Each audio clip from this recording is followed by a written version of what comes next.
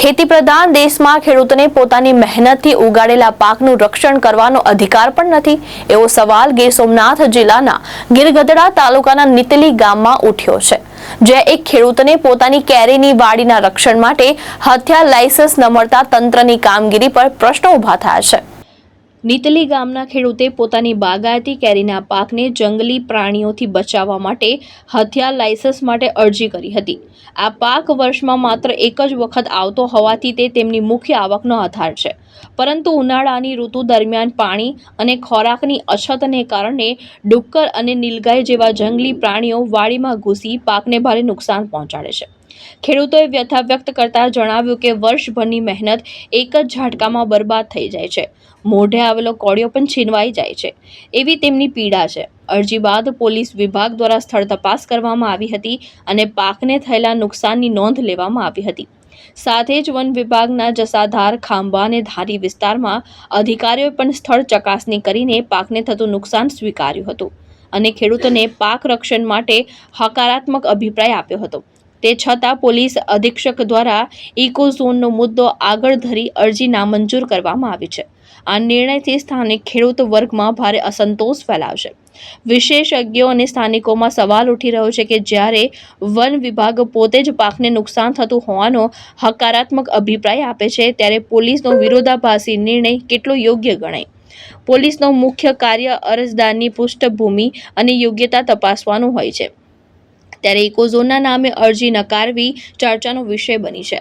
આ ઉપરાંત સરકાર અને ન્યાયાલયોમાં અનેક નિર્ણય મુજબ ઇકોઝોનમાં ખેતી અને ખેડૂતની આજીવિકા પર અનાવશ્યક અડચણ ન ઊભી થવી જોઈએ, છતાં પાક રક્ષણ માટે લાયસન્સ ન આપવું ખેડૂત હિતોની અવગણના સમાન ગણાઈ રહ્યું છે। હું વિનોદ બાંભણિયા ગીર સોમનાથ જિલ્લાના ગીરગઢડા તાલુકાના નીતલી ગામનો ખેડૂત છું અને હાલ બાગાયતી પાક મારી વાડીમાં ગણું છું, ત્યારે એક મોટી ગંભીર સમસ્યા મારી સામે આવી છે કે ગયા વર્ષે પણ મારે ખૂબ મોટું નુકસાન નીલગાય, રોજ, ડુક્કરથી થતું હોય છે, ત્યારે આ વર્ષે પણ અહીંયા ખૂબ મોટું નુકસાન મારે થાય છે।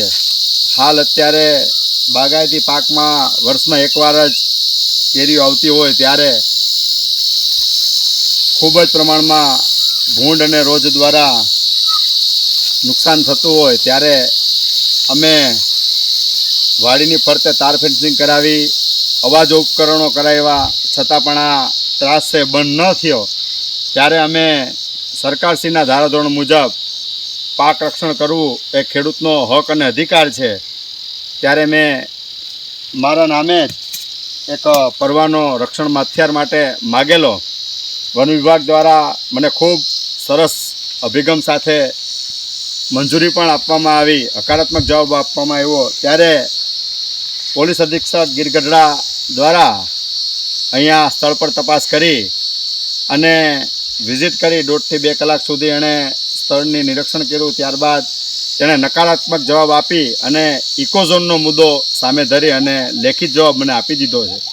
તો આ વિડીયોના માધ્યમથી તંત્રને પણ હું કહેવા માગું છું કે ખેડૂતની એકમાત્ર ગુજરાન ચલાવવા માટેની વર્ષમાં આવતી એક ઉપજ જો એને પણ જંગલી પશુઓ દ્વારા, ડુક્કરો દ્વારા નુકસાન થતું હોય તો ખેડૂતને પોતાનો પાકનું રક્ષણ કરવા માટે પણ શું અધિકાર નથી?